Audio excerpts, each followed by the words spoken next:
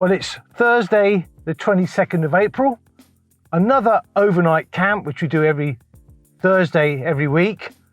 This time we're going to go to the north side of the Isle of Wight, around by a place called Yarmouth.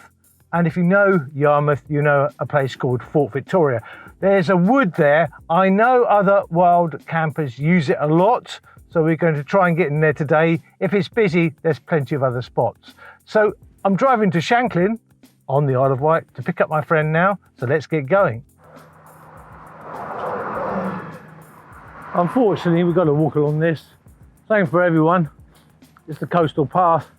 Because I've decided to bring my Sony Alpha 7R2 with my 24-70 lens, and I've got a RAV Ascent 900 in here, which has got an extreme rating of -18, and it is April the, well, I can't see the date at the moment, but because I'm measuring this on my ProTrek watch, butterfly there, I'm going to have a very warm night, but I want to try it out, and I know tonight's going to drop to about 3 degrees, so my RAV Ascent 300 just wasn't warm enough, and I had to use those hand warmers inside the sack, inside my socks, and you know, I had to really curl up to get warm. Well, this time I think I'm going to have the opposite problem. I'll probably be too warm. A couple of miles on fire roads, unfortunately. It's not boring, but it's not particularly interesting either. And this is the coastal path, so you know, if you walk the coastal path on the Isle of Wight, you have to walk this way. We've got about a mile of this, mile and a half, a bit more probably.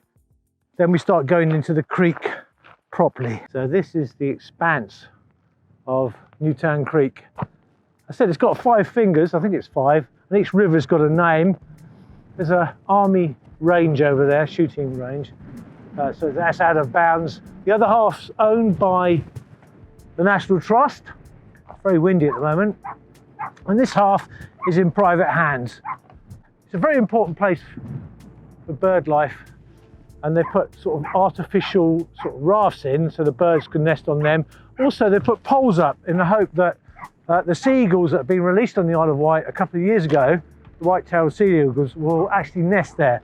And the ospreys, hopefully, at some point, because if the ospreys are at Rutland Water in the Midlands, why can't they come here? They come here on their migratory passage to feed, and they stay here about a month in the spring and a month in the autumn. So you get to see them. Not many people know they're even about, really. But I normally go over to that boathouse over there, hopefully you can see it, and I set my telescope up, etc., and do a bit of bird watching. But I absolutely love this place. When you're down here, there's no one around in the winter. It's got a fantastic feel to it. So we're going to make our way on the coastal path, which is back up there, and go right and walk round to the beach, and then walk along into Yarmouth through Boldner Forest, which was very muddy the last time I did it, but it should have dried out. There's a strong easterly wind at the moment. Hopefully you're not hearing the wind noise because I've got a fur coat on my microphone. So these walkways are everywhere around the creek. To show you the view, there's a couple of yachts in the distance over there. But it can get extremely muddy in the winter here. So from basically the end of November right through to sort of March, it really is hard to walk around here. I mean, some people don't mind mud, but when I say mud, I mean, it comes up to the top of your boot. So if you've not got gaiters on, you get wet feet. It's that bad. And it's very frustrating. So we're coming up to the steps down to the beach. We camped here a couple of weeks ago, actually.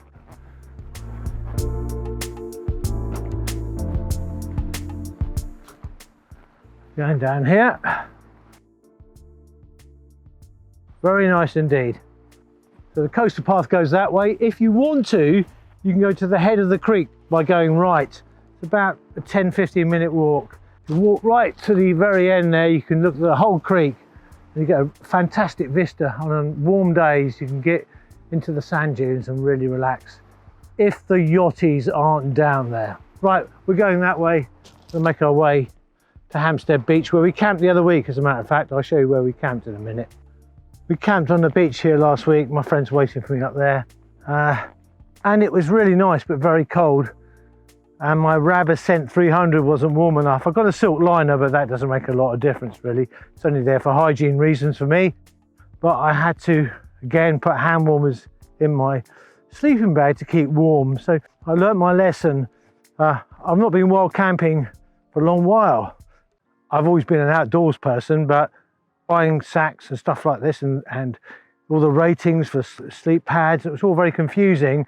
You know, thermal resistance, and the European regulations are not adhered to by companies like RAB. So they come up with their own figures saying, well, down to -18 or 6 or 0, whatever, centigrade, Fahrenheit, whatever. It's hard to understand until you actually go out there and use the product. Then you get that feedback of either being too cold or slightly too hot. Well, we camped here last time. We're not responsible for that farm. We're not responsible for that rubbish. But yeah, lovely little site. We've just got to make our way slightly uphill on the coastal path. This is all coastal path, really, this walk. So what you see is what you get. It's definitely the coastal path. But this little area here, although it looks idyllic, at night time a lot of people come in on ribs and sort of barbecues here from the mainland, so it kind of slightly ruins it. And normally as fishermen here, they're fine, but you get rowdy yachty types, and they leave their barbecues behind, their portable barbecues, and leave a lot of mess. Not all of them are like that, but a significant minority are, so it can be annoying. So in the summer, it's not a brilliant place to wild camp, but in autumn and spring, it's absolutely fine, especially during the week. But on a weekend, yes, people come across from Lymington, which is over there, and places like that, and it's an ideal place to have a little sort of jolly on the beach, basically. As long as they take the rubbish away, I've got no problems with that. There's a little monument here, in here, to 5 fishermen that drowned off Hampstead Ledge here. I can't see the date, 1932. So we're just about to leave Yarmouth here. That's the church. Very interesting to go in there. It's locked up at the moment. Got a lot of history in there. That's the square. We're going to make our way down there to the port. About to turn off back onto the coastal path properly. If you're American, you might find that funny, and I do slightly. Right, coastal path, off we go. So we're going to walk along the seawall, then we're into the woods, and then we're going to pitch up. It's getting late, it's 18:32, but it's a well walked place, so we're going to leave it to quite late to pitch up, around 7:15. The sunset's not till really after 8 o'clock. I think it's 20:05 or something like that, so we've got plenty of time. In fact, we've got over an hour and a half. But anyway, we've got about another kilometre to walk. And this is the seawall leading to Fort Victoria. Man, you know where that is? I'm getting a call off my mate on my walkie-talkie here. Sorry, what are you talking about? I'm inland, where the footpath goes inland. There's a path down to Fort Victoria. I don't know which way to go. I always stick to the beach. These are about 20 odd quid, but they are illegal because the power can be turned up to 8 watts, which is far more than I think the 1 watt or 2 watts is allowed. PMR band, which we're using, is a public, I can't remember what the acronym is, but it's a public something radio. These are Chinese. At one time, to buy these would have been totally illegal and you wouldn't be able to buy them. Some people have abused them, but basically they're good bits of kit. If you're sort of careful with them, they can transmit on the ham bands and also the marine frequencies, quite importantly, so you can transmit on channel 16 and cause havoc. But you know, we're grown up people here, I'm not going to do that. But if I got into trouble, so I broke my ankle in an isolated place, I would use channel 16, which is the calling and distress channel for the maritime frequencies. I would call up and say I've got a problem, I broke my ankle, etc. But that's the only time I would touch the maritime channels, because you have to have a license to transmit on them. The same for the ham channels, you have to have foundation license or whatever. But on the PMR bands, you can go down to Argus or wherever and buy those radios, but they're limited on power. These Chinese ones, the one I've got here, 3TP Baofeng BAOFENG, is 8 watts to be totally exact. So yeah, if I transmit on 8 watts, I'm breaking the law basically. So it's a free car park here. A few little unusual businesses here. A reptilarium. It's a lifeboat going out there actually. Quite a good shot. And it's a cannon here. So it's a few bits and pieces. Car park is free. It's quite nice to park here. I'm just going to take a little film out around the outside here. So I'll show you the lifeboat. Going out for a little blast.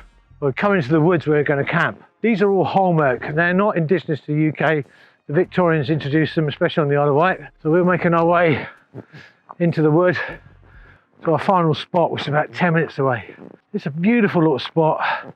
So when we wake up, we'll have a view of Hurst Castle, which is on the mainland, and Fort Albert, which is a block of flats, has been turned into a block of flats. It's got 18-foot walls or something like that, so ridiculously thick walls. I don't know if you can see it, that's Hurst Castle over there. It's a spit coming out from Keyhaven near Lymington. We found our site here. Beautiful spot with these Holmarks here. As I said, they're not indigenous to the UK. A lot of people don't like them, but it makes for ideal camping sites. Now this land is all on the move as well, very much so. As you can see down there, the trees are falling down. Now to my left is Fort Albert, where there's blocks of flats. That is Hurst Castle with a spit going into Keyhaven. And I'm going to try and get down here. It's reasonably flat. It's on the slope a little bit, but hey, it's not perfect. We could have gone down a little bit lower. What a beautiful spot. When the sunset happens, I'll show it to you. In the meantime, I'm going to clear the site and put my tent up.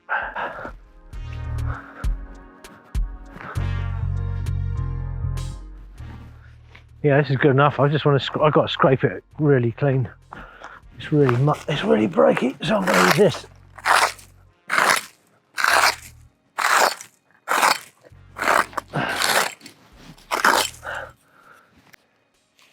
The first bit that's going to go down, which is the footprint. And I wonder what a footprint was when I first came to camping. It's just something you put underneath the ground sheet because they don't make the tents very well, and they say you should have a footprint, which is a bizarre concept as far as I'm concerned. So you spend all this money and they say, oh, hang on a sec, you need a footprint for your tent that you spent £400 or £500 for. I'm going to peg that out first, and I'll probably peg it out with some titanium pegs. Let's have a look what I've got. Now I've got Toke's titanium pegs here for this. I don't put much effort into the footprint because it's not going to go anywhere when I'm lying on it. So 4 Toke's titanium pegs, when I can get the bloody things out. Put that out. My friend has nearly got his tent up already. So I'll put these out.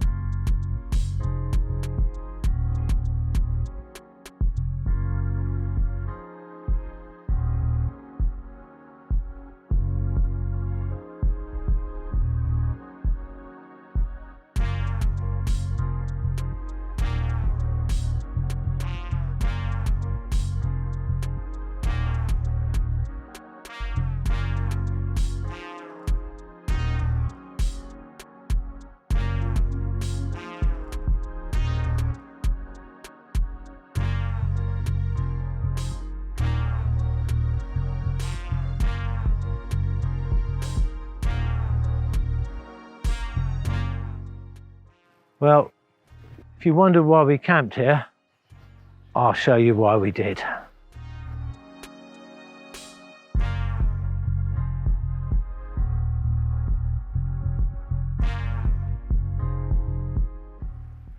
To the left, Fort Albert, and that's Hurst Castle with the sun setting.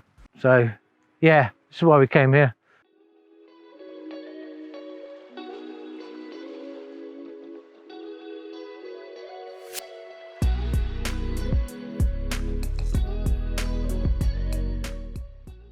We might even camp down there next time. It dries out a little bit more. That looks okay. We might try that. But it can be a bit dusty if you get it wrong. But actually it doesn't look too bad. So maybe next time we'll have a go down there. But look at this. Yeah. Sometimes you need to shut your mouth.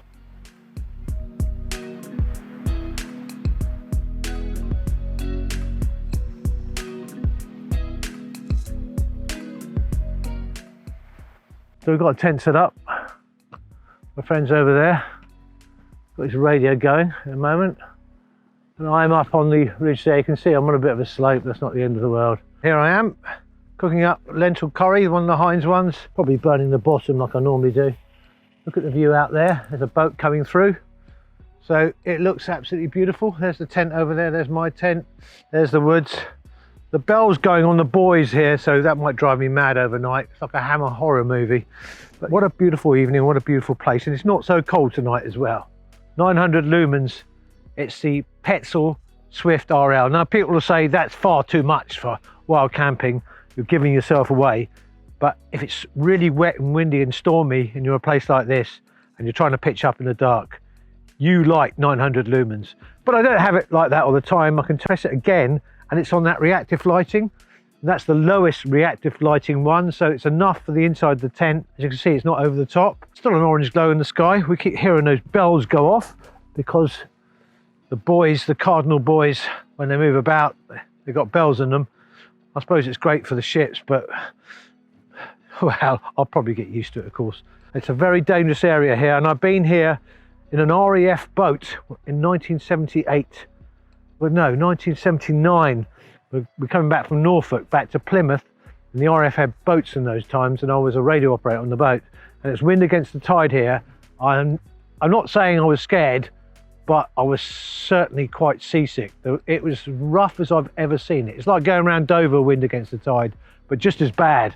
So that's the roughest trip I ever had, and I was there nearly 2 years on the boats at Plymouth before they disbanded them completely.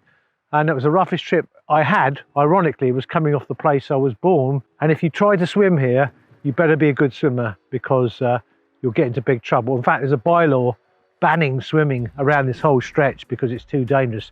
The whole of the water from the whole island squeezes, you know, when it comes through between Hurst Castle there and this edge here, and it is very, very dangerous place to swim.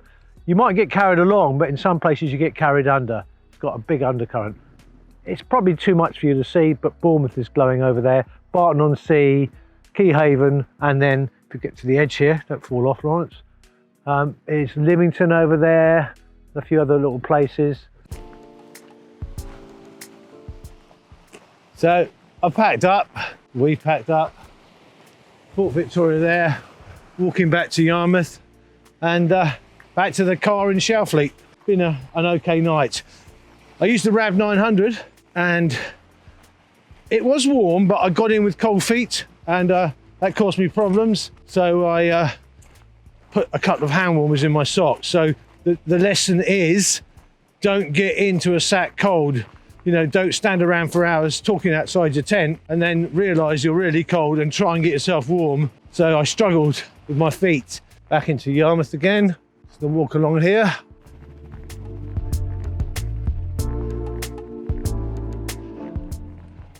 So there's the lifeboat.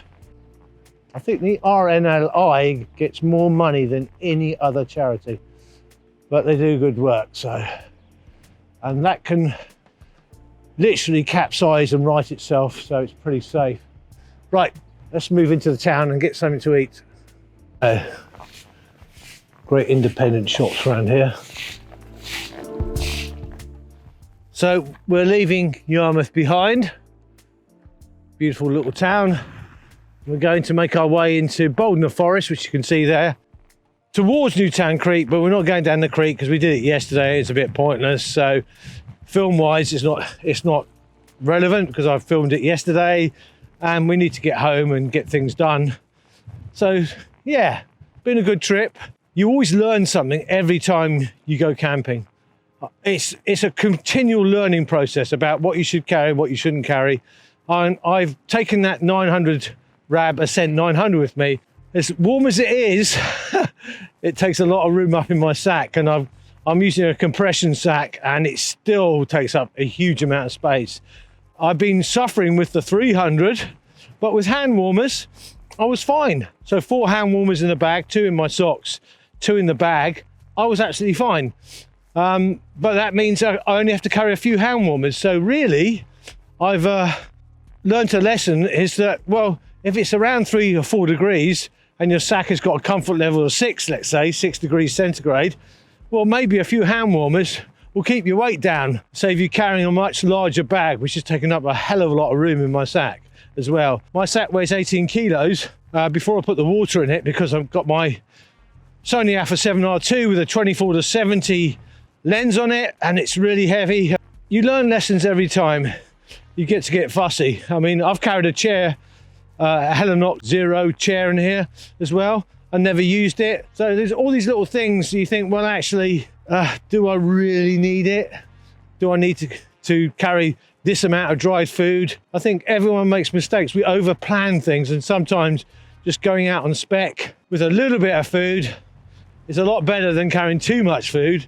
And a sleeping bag that is far too warm, really, for this time of year. So these questions you have to answer yourself, really. It's what suits you, food-wise, etc., etc. But I've got dried egg, dried cheese, and dried peanut butter in little pots. They don't weigh much, but they've got a lot of nutrition, but you need water to hydrate them. So if you're not in an area that's got a lot of water, like the Isle of Wight, I'm talking about streams and stuff, then, you know, you're just carrying a lot more water to hydrate that food. So sometimes my idea is, well, actually, are you actually, by carrying freeze-dried food, for instance, having to carry more water? So these little things have to be taken into consideration. I'll probably show you this, unless I cut it out. Everything's on the move here. So even these houses are not particularly safe up there, and they're very expensive houses. But, you know, when you look at the coast here and see these fallen trees, you get a rough idea of what's happening. Unless they put a sea wall here, and I think that the way the authorities work now, they're against putting sea walls up, because they say, well, it gets eroded here and then everything will move somewhere else, the dirt and sand, etc., and the rocks. That's the way I think it's English nature thinks about it. They're not going to prop these places up anymore because it costs so much money to put concrete in. It's not good for the environment. This gets extremely muddy, and if you're going to walk the Isle of Wight coastal path, honestly, make sure it's at least late April, because the mud will get you down. It's so bad. Yeah, and it doesn't make it enjoyable at all. You know, I know hiking is meant to be a little bit hard. That's why we do it, because it's a challenge and it's always a struggle.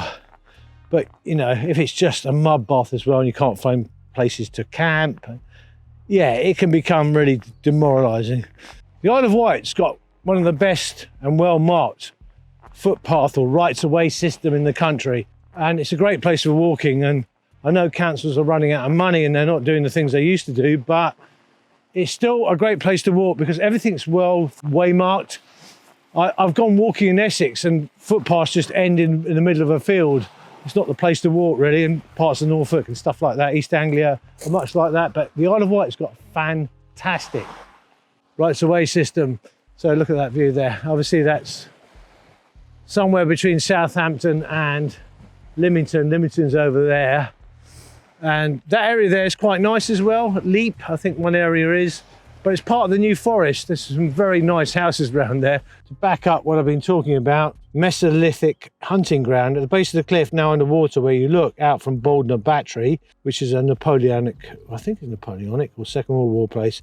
There's a nationally important Mesolithic summer seasonal hunting camp. The site is set amongst submerged oak and hazel forests, which was drowned by the rising sea levels at the end of the last ice age. Climate change. Well, we're back where we were the other day. The tide's still out. So this is the beginning of Newtown Creek, so to speak.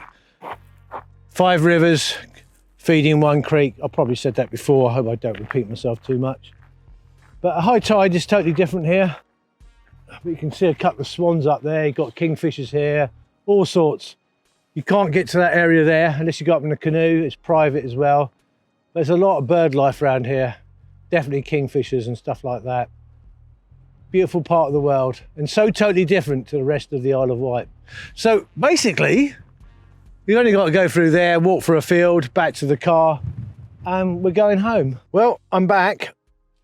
Great trip. Next week, another trip somewhere else on the Isle of Wight before I leave, probably in less than a month. So yeah, it was a really good trip. I'm really tired.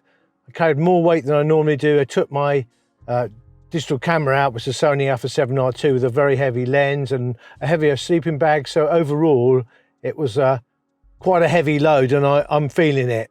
So it makes me think about what I need to carry and what I don't need to carry. I know this is an eternal question for anyone that does backpacking, but you really do need to think about it. Now, if this is a multi-day trip with my camera lenses and everything like that, and a heavier sleeping bag and a few other bits and pieces I took, I have to think hard about things, how I'm going to do things. Now I've got 2 large power packs. Maybe I should have just one. I've got a solar charger, so maybe I could trickle charge the big power pack during the day as I'm walking, and then use it at night time in the tent to charge up all my bits and pieces. So these are questions I'm going to sort of go through in my mind. Do I need to get a lighter and smaller sleeping mat like the Uber from Thermarest, because that would be ideal, it's much smaller. Little things like that are crossing my mind now. The tent's fine. I don't really think the MSR Hubber NX1 is necessarily a bad tent. It's cheaper than some of the Hillebergs and other makes. But for me, weight-wise, there's not a massive saving. I've changed the pegs on it to save a little bit of weight because I prefer titanium pegs that are thin, like the Shepherd ones. But other than that, I think it was a very large sleeping bag, and I'm really seriously considering not carrying my camera anywhere. I'm a photographer, you know, I do it for fun, but I am a photographer first and foremost, and I do sell photographs. So I'm thinking, maybe day trips with a camera, but a multi-day trip with a lot of lenses, it's taking a lot of space in the bag, it's a lot of weight with water and everything.